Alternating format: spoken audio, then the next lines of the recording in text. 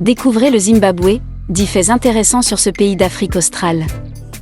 Comme beaucoup d'autres pays africains, la renommée du Zimbabwe est centrée sur sa belle nature et ses riches traditions culturelles qui sont toujours utilisées.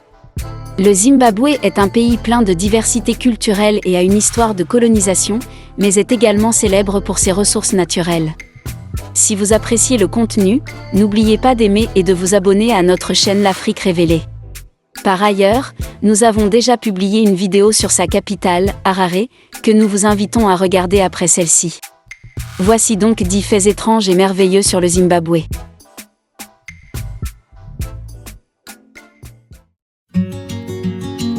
Numéro 10. Les chutes Victoria. En tant que l'une des 7 merveilles du monde, et site du patrimoine mondial de l'UNESCO, les chutes Victoria attirent de nombreux touristes. En effet, il s'agit des plus grandes chutes d'eau du monde. La cascade mesure 1708 mètres de large et 108 mètres de haut, assurément une magnifique observation. Les Lozi appellent cette cascade Mozioatunya, signifiant « fumée qui tonne », et les Tonga l'appellent « Shungunamutitima », ce qui veut dire « eau bouillante ». Le nom dérive du bruit de tonnerre que fait l'eau, et des bulles qui se forment lorsque l'eau vient s'écraser dans le lac. La cascade spectaculaire se trouve dans le parc national des chutes Victoria, et peut être vue depuis la sécurité de votre voiture, à pied, depuis un hélicoptère ou un microlift. Il y a un saut à l'élastique, une balançoire de pont et du rafting pour les accros à l'adrénaline. Selon la saison, les touristes peuvent nager dans la piscine du Diable juste au bord des chutes.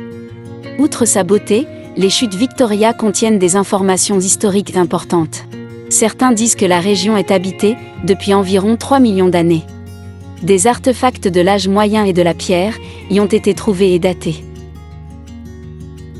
Numéro 9. Le Zimbabwe n'a pas toujours été appelé Zimbabwe. Avant 1980, le Zimbabwe s'appelait Rhodésie. Le nom Rhodésie vient du colonialiste britannique Cecil Rhodes, qui était le dirigeant à l'époque. La Rhodésie couvrait à la fois les pays qui sont maintenant connus sous le nom de Zimbabwe et la Zambie. La Zambie s'appelait la Rhodésie du Nord, et le Zimbabwe était connu sous le nom de Rhodésie du Sud. Parce que le Zimbabwe n'est devenu un État indépendant qu'en 1980, de nombreuses personnes en dehors du Zimbabwe, et généralement l'ancienne génération, parlent encore du Zimbabwe comme de la Rhodésie. Numéro 8. Langue officielle. Si vous pensez que les 11 langues officielles de l'Afrique du Sud étaient nombreuses, préparez-vous à plus, car le Zimbabwe détient le record du plus grand nombre de langues officielles au monde. Le Zimbabwe compte 16 langues officielles. Kalanga, Kwazan, Nambia, Endo, Nebel, Shangani, Shona, langue des signes, Soto, Tonga, Tswana, Venda et Xhosa. L'anglais est la principale langue utilisée pour l'enseignement et est également la lingua franca, ce qui signifie qu'il est utilisé dans les affaires et le gouvernement en raison de la grande quantité de langues officielles. L'anglais dans ce cas est alors la deuxième langue de la plupart des citoyens et la première langue de la population d'ascendance européenne. Les monnaies officielles. Le Zimbabwe a 2 monnaies officielles, le dollar américain et le dollar de règlement brut en temps réel. De 1980 à 2009, le Zimbabwe avait 4 monnaies officielles, mais ces 4 monnaies étaient regroupées sous le nom de « dollar zimbabwéen ». Le dollar zimbabwéen a beaucoup diminué au fil du temps et est tombé à un moment donné à l'unité monétaire la plus basse du monde. Cela a entraîné la redénomination du dollar zimbabwéen. Cela a introduit un système à devises multiples, et le pays a utilisé le rand sud-africain, le pula du Botswana, la livre sterling, la roupie indienne, l'euro, le yen japonais, le dollar australien, le yuan chinois et le dollar des États-Unis. Cela s'est maintenu jusqu'en 2019, date à laquelle la monnaie a été remplacée par le nouveau dollar zimbabwéen uniquement, mais n'a été utilisé que jusqu'en 2020. Il est recommandé aux touristes d'utiliser des dollars américains lorsqu'ils effectuent des paiements au lieu du règlement brut en temps réel, juste pour que cela reste simple et peu compliqué. Numéro 6. Royaume du Zimbabwe. Le royaume du Zimbabwe est un royaume Shona médiéval, situé dans l'actuel Zimbabwe. C'est une zone protégée et aussi l'endroit où se trouve Lusvango, aujourd'hui le Grand Zimbabwe.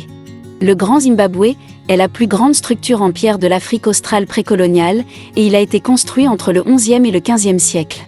Les ruines se composent de 3 zones principales, le complexe de la colline, le complexe de la vallée et la grande enceinte, dont le complexe de la colline est le plus ancien, et où se trouvaient les oiseaux du Zimbabwe sculptés dans la pierre.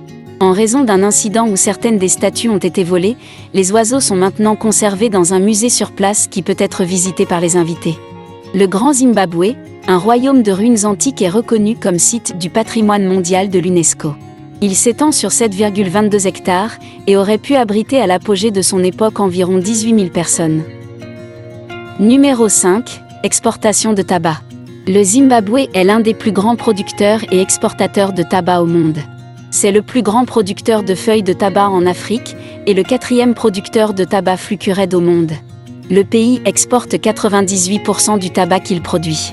Cela est dû au petit nombre de grandes industries de fabrication de tabac et à la production de cigarettes juste suffisantes pour répondre à la demande intérieure. Le tabac est la plus grande exportation du Zimbabwe, ayant exporté 728 millions de dollars au cours de la saison 2020. Le grand nombre de producteurs et de cultivateurs a un impact important sur l'économie et assure également la création d'emplois. Numéro 4. Les Vadoma.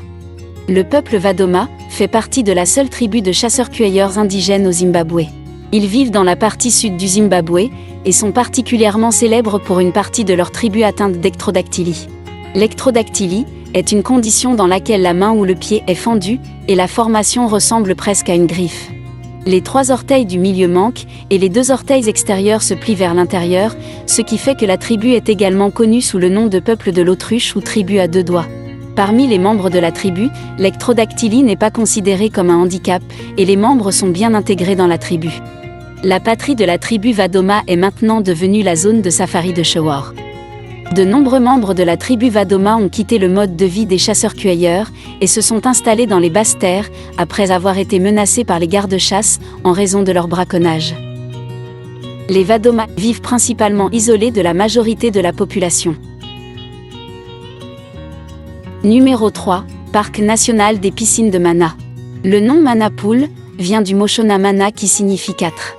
Le parc tire son nom des 4 grandes piscines permanentes, formées par les méandres du milieu du fleuve Zambèze. Mana Pool est une zone de conservation de la faune et un parc national de 219 600 hectares dans le nord du Zimbabwe. La partie sud du fleuve Zambèze traverse le parc et inonde par conséquent les plaines de temps en temps. En raison des inondations occasionnelles, il attire les animaux sauvages et constitue une énorme attraction touristique et une expérience d'observation de la faune renommée. On trouve des animaux sauvages, tels que l'hippopotame, le crocodile, le buffle du Cap, le zèbre et l'éléphant, ainsi que des espèces plus menacées comme les lions, les hyènes, les guépards, les chiens sauvages du Cap et les léopards. Le parc, ainsi que la zone de safari de Sapi et la zone de safari de Shower, ont été nommés sites du patrimoine mondial de l'UNESCO en 1984. Numéro 2. Émeraude Sandawana. Dans les années 1950, le gouvernement a financé une incitation à découvrir de nouvelles mines de beryllium et de lithium, mais au lieu de nouveaux gisements de métaux, ils ont trouvé des émeraudes. Après plus d'extraction au même endroit où la première émeraude a été trouvée, de plus en plus de pierres d'émeraude ont été trouvées et c'est devenu plus tard la première mine d'émeraude, appelée Zeus. Le nom Sandawana, dans Sandawana Emerald, fait référence à la fois au lieu et à un folklore africain, sur un conte mythique d'un animal aux cheveux roux. Le folklore dit que le propriétaire des poils roux de l'un de ces animaux aura de la chance pour le reste de sa vie. Comme le folklore, on dit que les émeraudes Sandawana portent également chance à leur propriétaire. Il existe également d'autres mines d'émeraudes au Zimbabwe, qui fonctionnent toujours, mais la revendication de Zeus à Sandawana a donné le flux le plus constant d'émeraudes à travers le temps. Numéro 1. L'or du roi Salomon. Le roi Salomon, figure biblique de la foi chrétienne, recevait une cargaison d'or d'Ophir tous les 3 ans. Il est théorisé qu'Ophir, l'endroit d'où il a reçu son or, pourrait être en Afrique, et pourrait en fait être le Grand Zimbabwe. Comme preuve supplémentaire, Ophir a été identifié dans des œuvres littéraires et scientifiques. Bien qu'elle ne soit pas officiellement reconnue comme le lieu d'extraction de l'or du roi Salomon, la théorie attire suffisamment l'attention pour la rendre remarquable.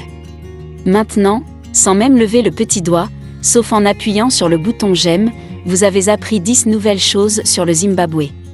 Après avoir regardé cette vidéo, vous devriez être prêt pour une soirée quiz sur ce pays de l'Afrique australe.